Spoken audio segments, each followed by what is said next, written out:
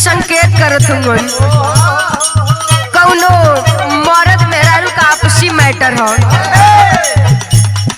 मेहरारूआ मर्दा के समझावत हो। आजकल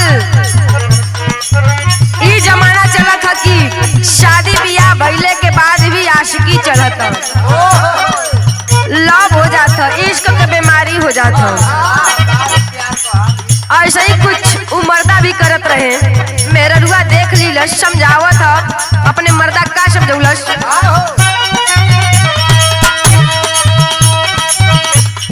छोड़ द छिहत्तरी के फेरा में रहल, अपना में हरिया के मानल तू कहल।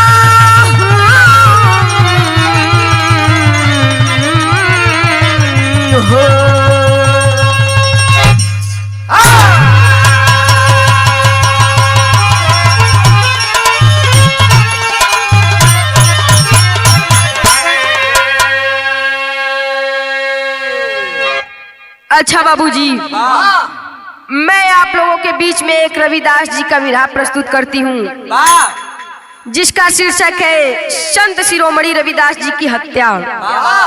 आशा नहीं बल्कि विश्वास है कि आप लोगों को जरूर पसंद आएगा।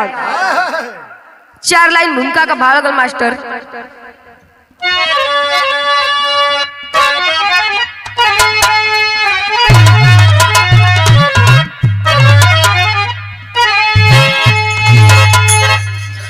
कीमत करो लाल गुदरी के अंदर,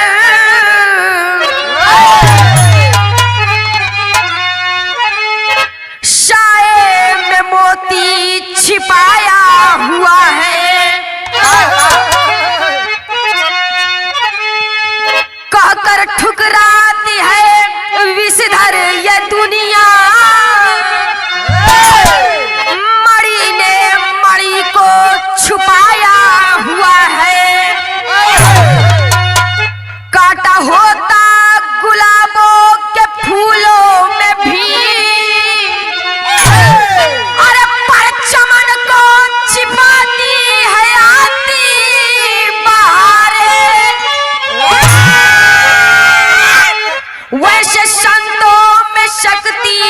होती तो यारो दर दर के मारे ठुकराते बेचारे।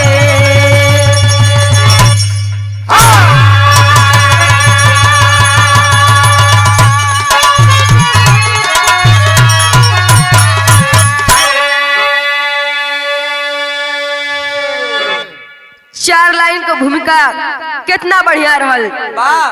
वास्तव में अगर हमारे संत महापुरुष आज नहीं होते तो हम आज कहाँ होते, आज हम यहाँ नहीं होते। गजल लगल मास्टर।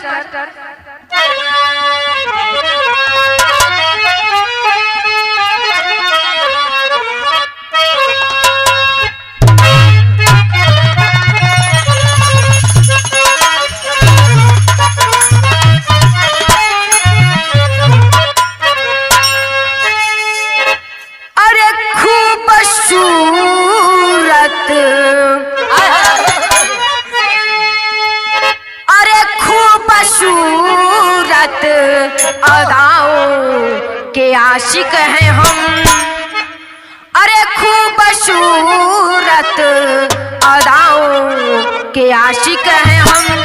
कितनी बहकी हुई है तुम्हारी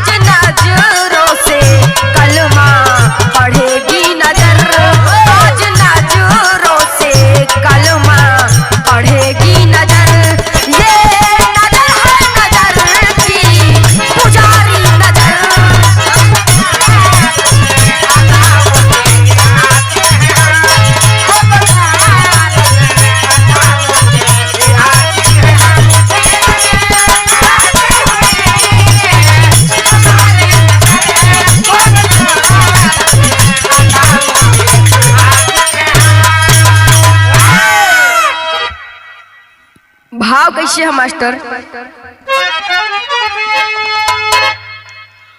अरे फूल में सूल,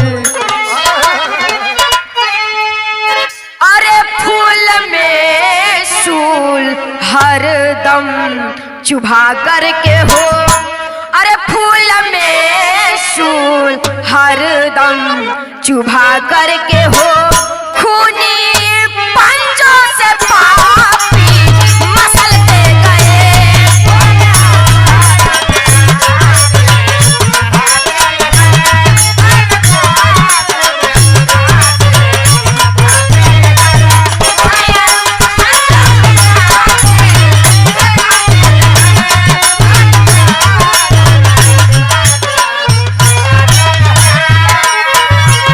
अरे फूल में सूल हर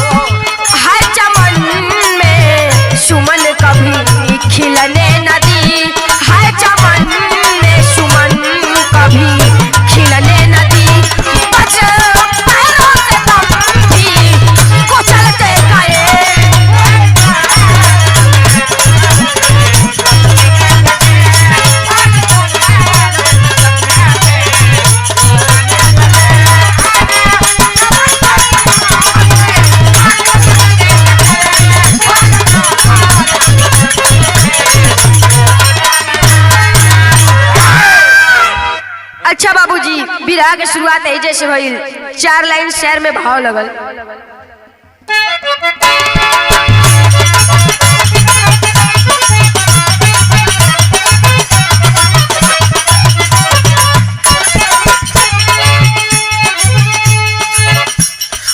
महात्मा बुद्ध जी भगवान बन के आए थे,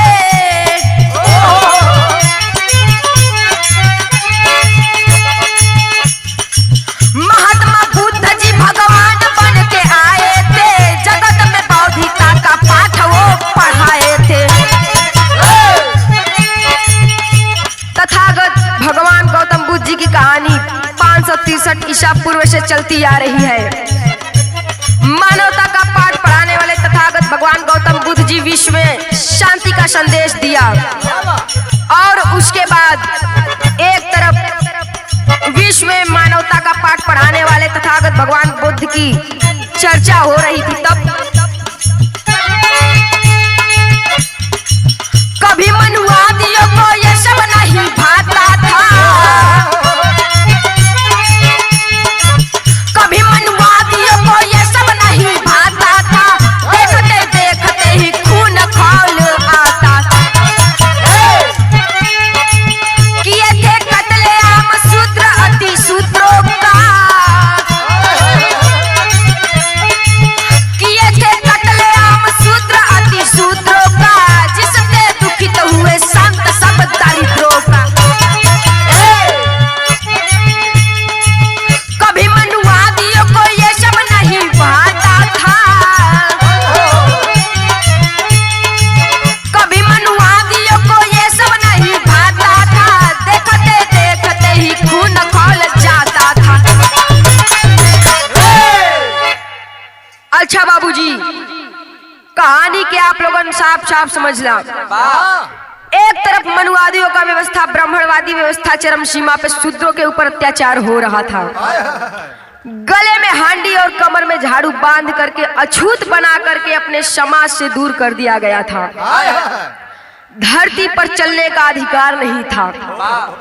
उसी समय उस दौरान संत रविदास जी पैदा हुए, बड़े बड़े विद्वान पैदा हुए हमारे बहुजन समाज में, जो इतने बड़े ज्ञानी विद्वान बने, मानवता का पहचान देने वाले, इंसानियत के पहचान देने वाले, जात धर्म व्यवस्था से उठकर बात करने वाले हमारे संत महापुरुष। यह वाणी, यह चर्चा सुन करके राजस्थान की चित्तौड़गढ़ की राणा सांगा की महारानी मीराबाई आई काशी के नगरी में संत रविदास जी के चरणों में। एगो दर्ज लगल मास्टर कैसे?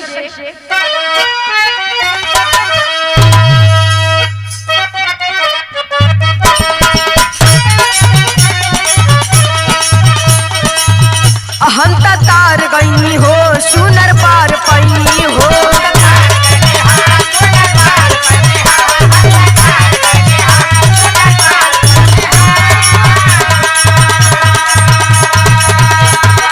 कौनो लड़की के नया नया शादी भई, हाँ हो, लड़किया ससुराल से जब वापिस आई तो कर सखी सहेली पूछे लगली कि ये सखी अपने सैया जी के बारे में कुछ बताओ। तो लड़किया बतौले बा का हम तार गईनी हो, सुनर बार पैनी हो,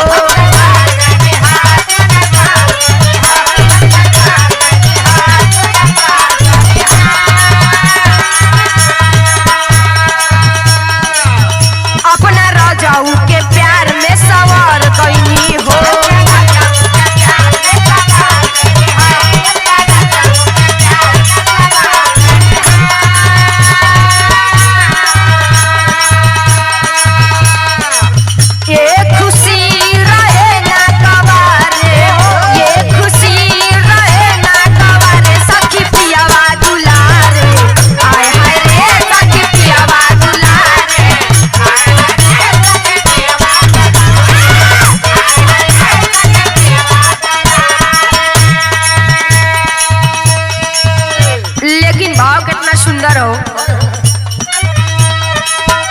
गुरु नाम भजली सुबह शाम भजली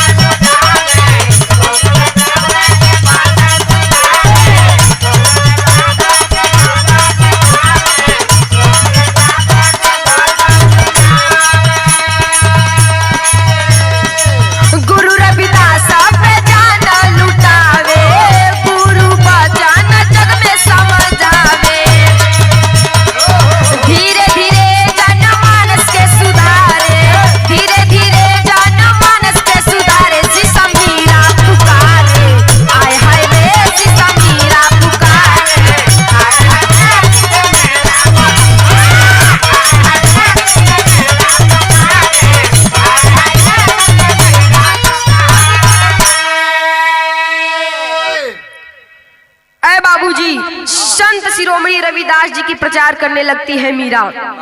उनके चरणों में झुक जाती है और उनको अपना गुरु मान लेती है और समझ जाती है कि मानवता का मतलब यही होता है, हमारे संत जो बता रहे हैं। जब गुरु रविदास जी की शिष्या बनकर मीरा प्रचार करने लगती है तो वही ब्राह्मण मनुवाद व्यवस्था के लोग जा करके राणा सांगा से शिकायत करे लगलन कि तोहार मेहरारू जाए के एगो नीच के अपन गुरु बना लिहलस। नीच के गुरु बनावत हिय। ऐ बाबू, राणा सांगा का खून खौल उठता है। राणा सांगा कहते हैं कि हमारी छत्राड़ी होकर, हमारी महारानी होकर, हमारे परिवार से होकर जाकर के एक नीच को गुरु बना ली। जब राणा सांगा के दरबार में मीरा के बोलावल गई, उस समय दंड दिहल गई का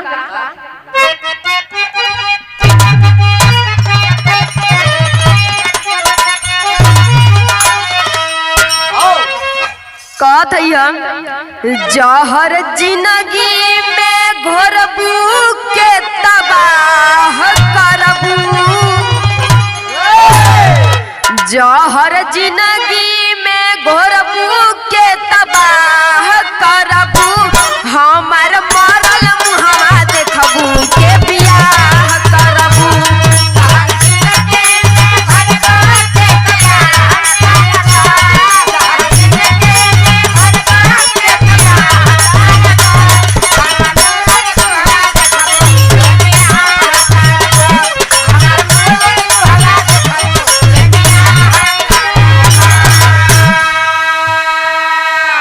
लेकिन भाव लगल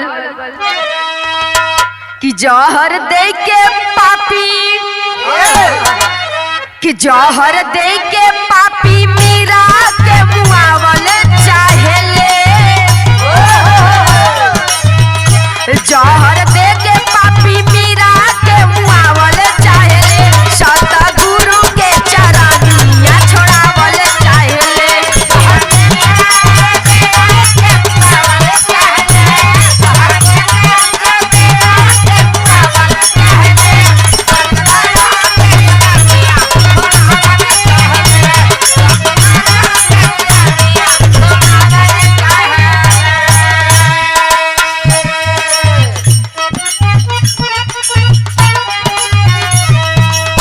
देहले कठोर दंड मीरा के भाई,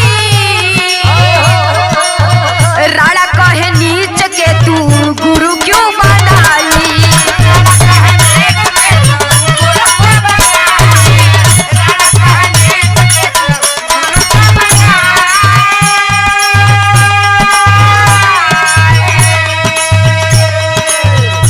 करके साजिश,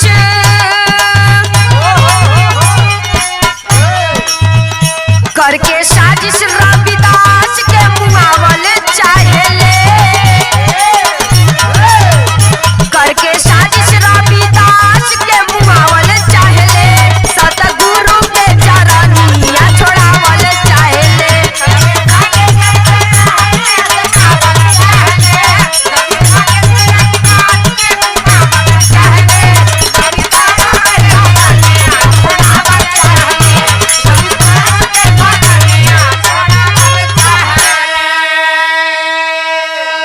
साजिश रच दिया गया बाबूजी, बुला दिए गए संत शिरोमणि रविदास जी को राणा सांगा के दरबार में। जौने समय संत शिरोमणि रविदास जी पेश भइलन, लोग सवाल करना शुरू कर दिए, कौन होते हैं आप ज्ञान देने वाले, आपका कुल क्या है, आपका खानदान क्या है, किस जाति से आते हैं आप। ओ समय संत शिरोमणि रविदास जी बतावत हन कि हम एक अछूत है, नीच है, लेकिन ज्ञानी है। राणा सांगा कहता है जब आप ज्ञानी है तो आपका जनेऊ कहाँ है, ये बता सकते हैं। संत शिरोमणि रविदास जी कहलन हमार जनेऊ हमरे अंदर है, हमरे हृदय में। ऐ बाबूजी ये तो गलती कर दिहलन। जौने समय इतना बता दिहलन, राणा सांगा अपने जल्लादों को भेज देता है। सभी जल्लाद जा करके संत शिरोमणि रविदास जी के सिनवा के फाड़ दिहलन बाबूजी। जौने समय फाड़ दिहलन, संत शिरोमणि रविदास जी ये दुनिया के छोड़ गईलन। जौने समय छोड़ गईलन तो विदेशिया का भाव लगल कैसे,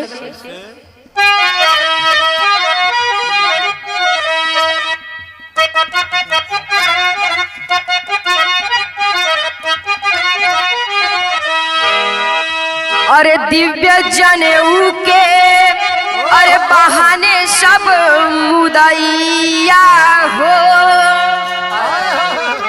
अरे थाकी हर संत जी के चिरी दिहले सीना।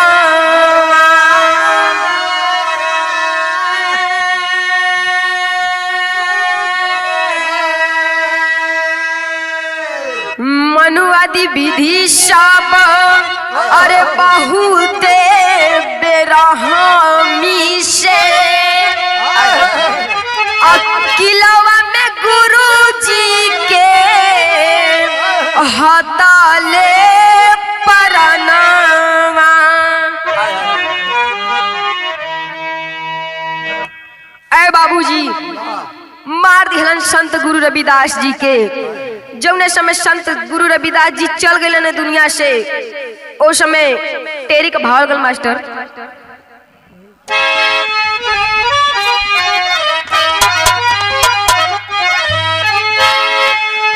अरे सच्चाई एक दिन आई सामने, अरे सच्चाई एक दिन आई सामने। जागी बहुजन जहिया शिक्षा के अपनाई।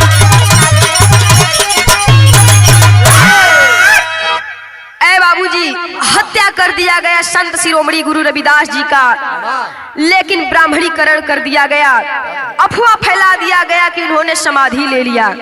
ये ब्राह्मणीकरण कर दिया गया था। जौने समय ब्राह्मणीकरण कर देलन, एगो गीत लगल मास्टर भइल का।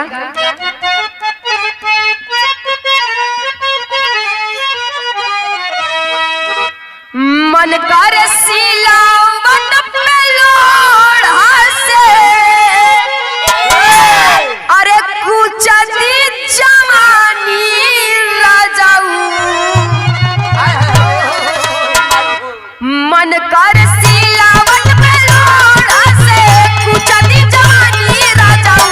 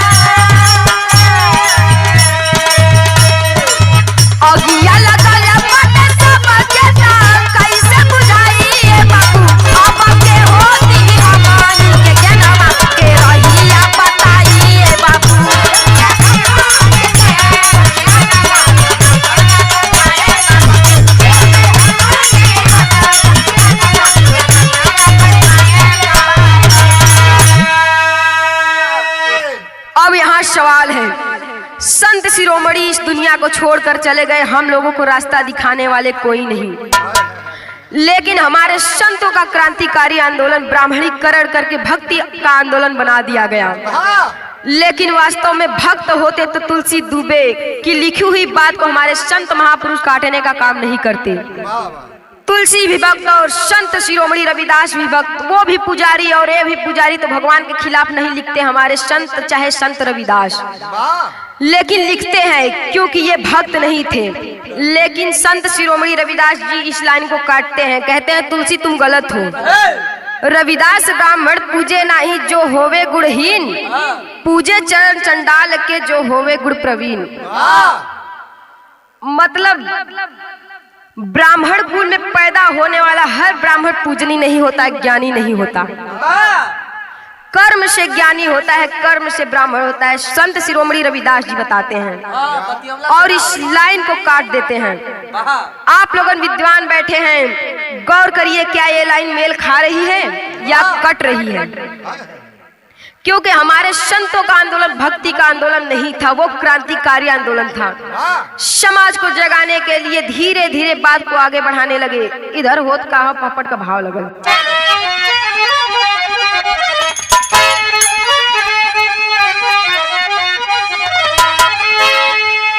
अरे देख हादसा मीरा करे रुदनवा मनवा बिल खेला, अरे देख हादसा मीरा करे रुदनवा मनवा बिल खेला, अक्किए कतल सब आँखी के सामनवा मनवा बिल खेला।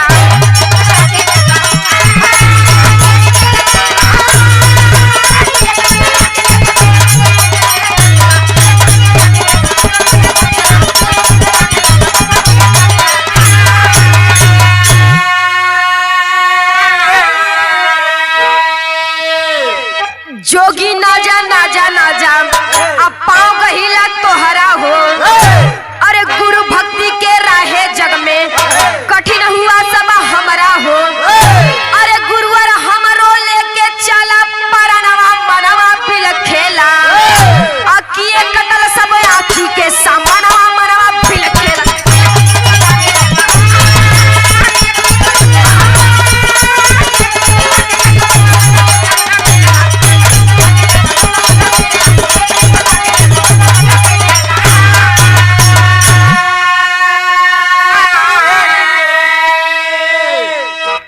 बाबूजी, मीरा के सामने जब इतना बड़ा हादसा हुआ, मीरा रोवे लगली, कहली कि हमारा और हमारे गुरुजी का साथ छूट गई।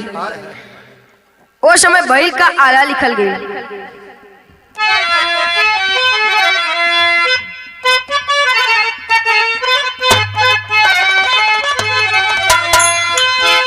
अरे 1534 लगभग, अरे निशा अधियारिया, अरे तेजा दिहली मीरा बाई कुल खानदान,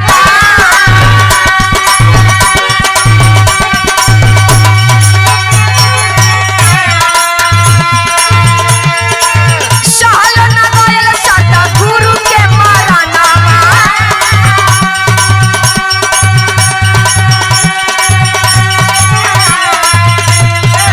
बन के सन्यासी घूमे नागर दरमा,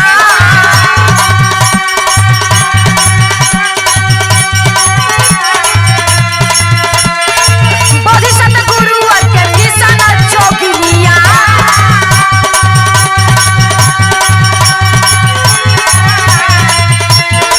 बोधिसत्व गुरु और के मिशन जोगिनिया,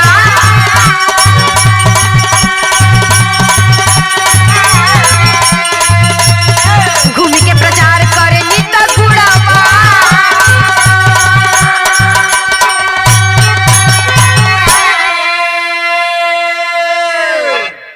ऐ भैया तनी बात के समझ ला, बोधिसत्व गुरु की मिशन पूरे राजस्थान में गूंज उठती है। भागे लगलन मनुवादी व्यवस्था के लोग, जब भागे लगलन मीरा भी छोड़कर चित्तौड़गढ़ को चली जाती है और अपने आप को खत्म कर लेती है। वीरान हो जाता है पूरा चित्तौड़गढ़। पद्मावत चढ़ाई कर देती है राजशाही किले के ऊपर। जब चढ़ाई कैल खड़ी का भाव लगल,